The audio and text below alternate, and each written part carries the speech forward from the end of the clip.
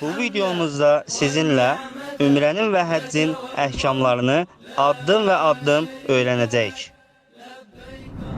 Bismillahirrahmanirrahim. Elhamdülillahi Rabbil alemin. Ve eşhedü en la ilahe illallah vahdehu la şerike lah. Ve eşhedü enne Muhammeden abduhu ve rasuluh. Hörmətli qardaşlarım, İslam dininin dayaqlarından biri də Allahın evini Kəbəni həcc etməkdir. Şərtləri yerinə yetirildiyi təqdirdə hər bir müsəlman kişi və qadına ömründə bir dəfə həcc etməsi fərzdir. Kim həcc etmək istəyirsə, o həccin əhkamlarını və həccdə edilməsi lazım olan ibadətləri öyrənməlidir. Peyğəmbərimiz sallallahu aleyhi və səlləm vida həccində sahabələrinə buyurmuşdur: Həccin əhkamlarını məndən öyrənin. Daha sonra sizlərə həccin əhkamlarını xatırladacağıq. 1. Həccin şərtləri. Həccin şərtləri olmadıqda həcc insana vacib deyildir. 1-ci şərt müsəlman olmaq. 2-ci şərt ağlı başında olmaq. 3-cü şərt həddi buluğa çatmaq. Yaşının az olmasına və həccin çətinliyinə dözə bilməyəcəyinə görə həddi buluğa çatmayanlara həcc vacib deyil. Lakin həcc edərlərsə, etdikləri həcc səhihdir. 4-cü şərt azad olmaq. 5-ci şərt həm malı, həm də bədəni ilə həcc etməyə gücünün çatması. Həccin əhkamlarının ikincisi miqatlardır. Miqatlar, yəni həcc etmək üçün ehrama girilən yer və zaman. Miqatlar iki növdür: zaman və məkan. Zamanla olan miqatlara gəlincə, bu xüsusilə həccə aiddir. Ümrəyə gəldikdə isə müəyyən bir vaxt yoxdur. Məkanla olan miqatlar isə 5 sinifdir. Onları Peyğəmbərimiz Muhammed sallallahu aleyhi və səlləm təyin etmişdir. 1. Zulhuleyfə, Əbiyər Ali adlanır. Həm Mədinə əhli, həm də oradan keçən digər zəvvarlar üçündür. 2. Cuhfə, Rabiq adlanır. O Şam əhli və oradan keçən digər zəvvarlar üçündür. 3. Qarnul Mənəzil, Əs-Seyl adlanır. O Nəcd əhli və oradan keçən digər zəvvarlar üçündür. 4. Yələmləm, o Yəmən əhli və oradan keçən digər zəvvarlar üçündür. 5. Zət-u İrq, o İraq əhli və oradan keçən digər zəvvarlar üçündür. Kimlər bu miqatlardan Məkkəyə daha yaxın yerdə qalırlarsa, onların miqatı öz məkanlarıdır və ehrama öz məkanlarından girirlər. Həcc və ümrə etmək niyyəti ilə bu miqatlardan ehramsız keçmək olmaz. Əgər həcc və ümrə etmək istəyən şəxs təyyarədə olarsa, miqatın üzərində olduğu zaman ehrama girməlidir. Ciddəyə eninə qədər ehrama girməyi gecikdirmək olmaz. Kim həcc və ümrə niyyəti olmadan miqatdan keçər və sonra həcc və ümrə etmək istəyərsə, həcc və ümrə etmək üçün qərar verdiyi yerdən ehrama girməlidir. Kim həcc və ümrə niyyəti olmadan Məkkəyə başqa bir məqsəd üçün elm tələb etmək, qohumunu ziyarət etmək, müalicə və ticarət və ya bu kimi işlər üçün gedərsə, əgər onun üzərinə vacib olan həcci yerinə yetiribsə, ona ehrama girmək vacib deyil.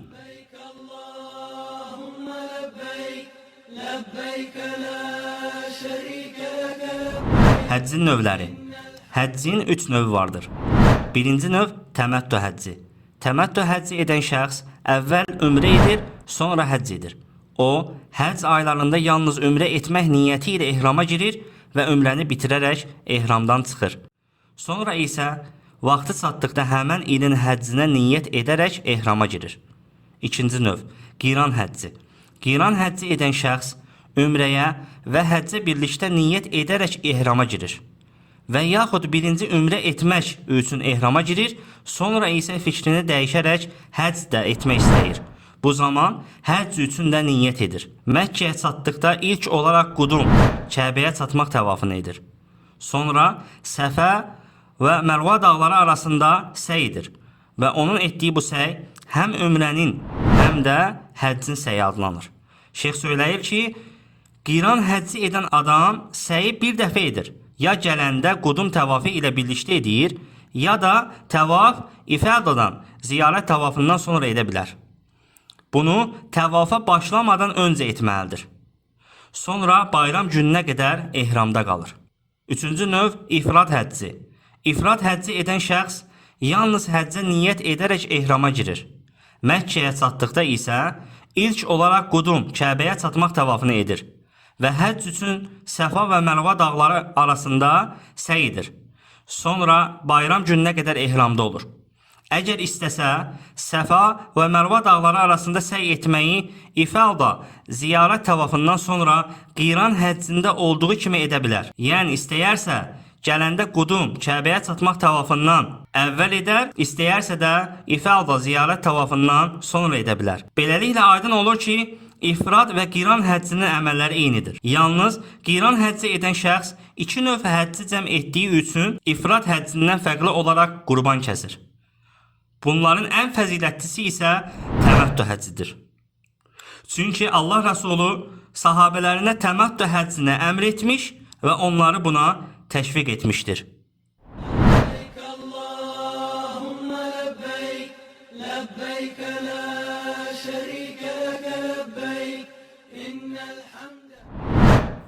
Ehramda olarkən qadağan olunan əməllər. Həcc və ümrə edən zəvvarlara ehramda olarkən qadağan olan əməllərdən birincisi, başından və ya bədənindən tük götürmək, dırnaqlarını kəsmək, qopartmaq və ya qısaltmaq, bədəninə və ehramına ətir vurmaq, nicah bağlamaq, qadını şəhvətlə öpmək, toxunmaq və ya buna bənzər şeylər, cinsi əlaqəyə girmək, ov ovlamaq, kişilərin başlarını örtməsi, tikişi olan paltar geyinmək. Ehramda olub həcc və ümrə edən zəvvarlara gərəkdir ki, qadağan olunan bu əməllərdən çəkinsinlər ki, onların həcci doğru olsun. Ümrənin vəsfi. Ümrə, ehrama girmək, təvaf etmək, Səfa və Mərva dağları arasında səy etmək, saçı kəsmək və ya qısaltmaqdır. Ümrənin əməllərinə gəldikdə isə onlar növbəti ardıcıllıqla edilir. Birinci, cənabətdən qüsl alındığı kimi qüsl almaq, bədəninə və başına ətir vurmaq. İkinci, ehram paltarını geyinmək. Ehram kişilər üçün izar və ridadan ibarətdir. Qadınlar isə icazəli olan geyimlərdən istədiyini geyinə bilər. Üçüncü, ümrəyə miqatda olarkən Ləbbeyk Allahumma umratan la riya fiha və la sum'a deyərək ümrəyə daxil olmaq. Dördüncü, təvaf edənə qədər təlbiyə söyləməkdə davamlı olmaq. Yəni Ləbbeyk Allahumma ləbbeyk, ləbbeyk la şərikə ləkə ləbbeyk, innəl həmdə və ni'mətə ləkə vəl mulk la şərikə lək zikrini söyləmək.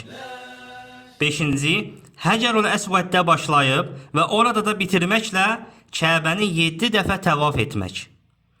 Altıncı, İbrahim məqamının arxasında 2 rükət namaz qılmaq. Yedinci, Səfa və Mərva dağları arasında Səfadan başlayıb Mərvada bitirməklə 7 dəfə səy etmək. Səkizinci, saçları qırxmaq və ya qısaltmaq. Qadınlarda isə qısaltmaq. Həccin vəsfi. Həcc etmək üçün ehrama girmək. Tərviyə günü Zilhiccənin 8-ci günü duha vaxtında ehrama girirlər. Qiran və ifrad həccindən fərqli olaraq, təməttü həcci edən zəvvar həcc üçün ehrama Məkkədən olduğu məkandan girir. Ümrədə ehramda olarkən etdikləri əməllər həcdə ehramda olana da aiddir. Qüsl alır, ətirlənir və Ləbbeyk Allahumma həccən söyləyərək həcc üçün ehrama girir. Sonra Minaya gedir və orada zöhr və əsr namazlarını, məğrib və işa namazlarını qısaldaraq hərəsini öz vaxtında qılır və fəcr namazını da Minada qılır. 9-cu gün günəş çıxdıqda Minadan Ərafat dağına doğru hərəkət edir. Günəş çıxdıqda əgər o Ərafatda olarsa, zöhr və əsr namazlarını 2 rükət olmaqla birləşdirərək qılır. Bu həm Məkkə əhlinə, həm də digərlərinə aiddir. İnsanların dua etməyə vaxtları daha çox olsun deyə namazlar qısaldılaraq və birləşdirilərək ilk girdiyi vaxta qılınır. Əgər Ərafatda Peyğəmbərimiz Muhammedin sallallahu aleyhi və səlləmin dayandığı qayaların yanında dayanaraq dua edə bilirsə, bu daha yaxşıdır. Əgər bacarmazsa, ona rahat olan yerdə dayanaraq dua edir. Arafatda dayanan onun sərhədləri daxilində dayandığını əminliklə bilməlidir. Kim Arafatda gündüz dayanmağa başlayarsa, ona günəş batana qədər orada dayanmağı vacibdir. Arafatda dayanma vaxtı bayram günü fəcr namazına qədər davam edir. Günəş batdıqdan sonra Ərafatdan Müzdəlifəyə doğru hərəkət edir və Müzdəlifədə məğrib və işa namazlarını qılaraq orada gecələyir. Kişilərdən və qadınlardan zəif olanlara Müzdəlifəni gecənin sonunda tərk etmələri icazəlidir. Zəif olmayan və zəifləri müşayiət etməyənlər isə Peyğəmbərimizə tabe olaraq Müzdəlifədə gecələyib fəcr namazını orada qılırlar. Fəcri qıldıqdan sonra Məşhərül Harama gələrək qibləyə yönəlib Allahu Ekber, La ilahə illallah zikirlərini edərək hava aydınlaşana qədər tövhidi bəyan etməlidir. Sonra isə Müzdəlifədən Minaya doğru hərəkət edir. Bu da Zilhiccə ayının 10-cu günü bayram günü olur. Həccin həmən gündə olan əməllərinə gəldikdə isə birinci Minaya çatdıqda Cəmaratul Əqabəyə, böyük cəmalata 7 ədəd daş atır. Böyük daş atmaq icazəli deyil. Əksinə sünnədəndir ki, 7 ədəd kiçik daş atsın. Və bunu Allahdan qorxaraq, ona təslim olaraq, təvazökarlıqla Allahu Ekber deyərək etsin.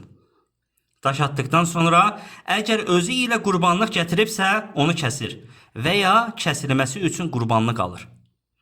Qurban kəsildikdən sonra kişilər saçlarını qırxır və ya qısaldır.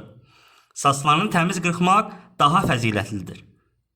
Həmçinin saçlarının hər tərəfindən qırxmalı və ya qısaltmalıdırlar. Qadınlara gəldikdə isə saçlarını barmaq ucu böyüklüyündə qısaldırlar. Sonra isə ifada, ziyarət təvafı etməkdən ötürü Məkkəyə gedirlər. Əgər təməttü həcci edirsə, təvafdan sonra səy etməlidir.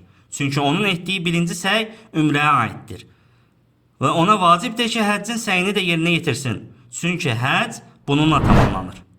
Əgər ifada, ziyarət təvafı edibsə, ondan əvvəl və ya sonra həcc üçün Səfa və Mərvə arasında səy edibsə, istər ifrad həcci, istərsə də qiran həcci olsun, artıq onun üçün ikinci təhəllül baş verir və ehrama girərkən olan bütün qadağalar ona icazəli olur.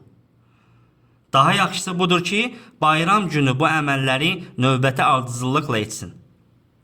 Cəmaratul Əqabəyə daş atmaq, qurban kəsmək, saçları qırxmaq və ya qısaltmaq, təvaf etmək, təvaf-ül qudum və səy etmək isə istər təməttü həcci, istərsə ifrad, istərsə də qiran həcci olsun, səy etməlidir. Bunlardan sonra Minada gecələmək və şeytana daş atmaq üçün geri qayıdır.